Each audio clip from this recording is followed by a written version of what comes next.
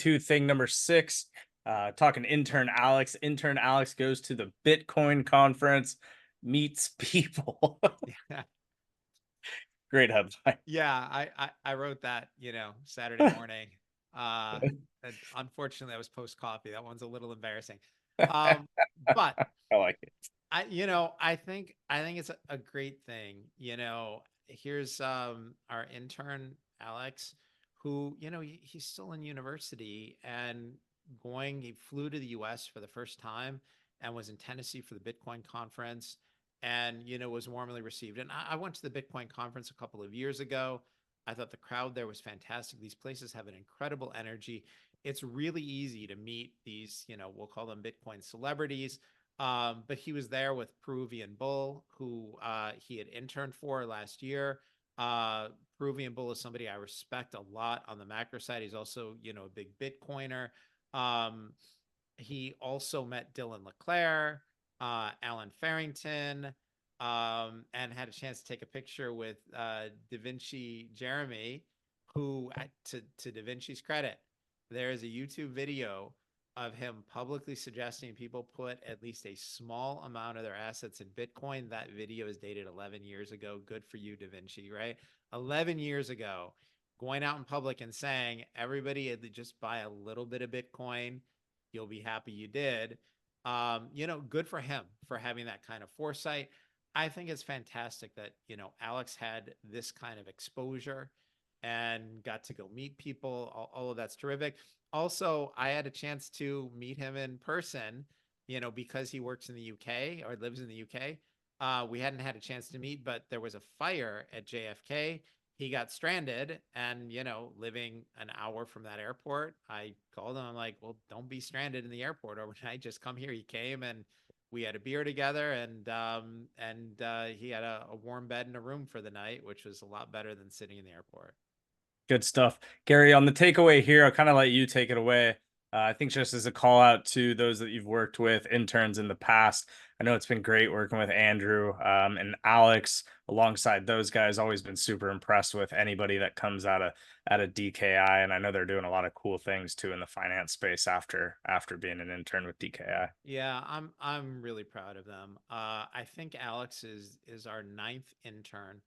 Um, so far we have a 100% success rate. Every single one of these interns has, when they've graduated with a real job in finance. In some ways, what they're doing is easier now than when I was coming up. There are videos, presentations, a whole FinTwit or FinX community, incredible access to the detailed thinking of top money managers and economists. A lot of the knowledge that they have was very hard to get when I was coming up. In many ways, you had to work for a hedge fund to figure out how these things worked. And the only way you could get in was to have worked for one. It was like this really weird, difficult circular thing. Now these kids have access to the thinking of all kinds of top economists, top money managers, but to their credit, they have all in their spare time invested hundreds and hundreds of hours of figuring out how the markets work, how to value stocks, how the economy works. They are just miles beyond where I was when I was at their stage. It's great to see them putting this kind of effort in. A bunch of them have wanted to have internships while they were in school. They're doing this in their free time. They are driven. They have no sense of entitlement. Forget, people talk about younger generations being fragile.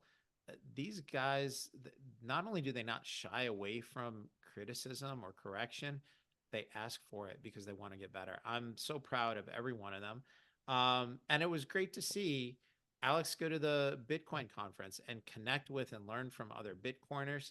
I wouldn't be surprised if he became a speaker there one day. And, not just them, hat tip to Peruvian Bull, LeClair, Allen Farrington, Davinci for welcoming Alex and for saying, hey, we want to train and educate this next generation of Bitcoiners. It's a very welcoming community. Also, one of the things that we're going to be talking about next week, but here's the obvious preview. A day after we finalized this week's 5 things, President Trump got on stage at the Bitcoin conference and said we should have a Bitcoin strategic reserve. The US Treasury should own Bitcoin.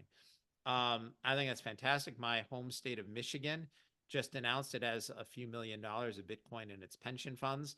I think we're going to start seeing more and more announcements like this. And truthfully, Rob, if I were the government and I could print unlimited amounts of worthless fiat, that's what I would do. I would print fiat and buy huge amounts of Bitcoin, and gold and silver, right? I would have reserves in all of these things. I'd replenish the SPR, the Strategic Petroleum Reserve. If we can print trillions of dollars,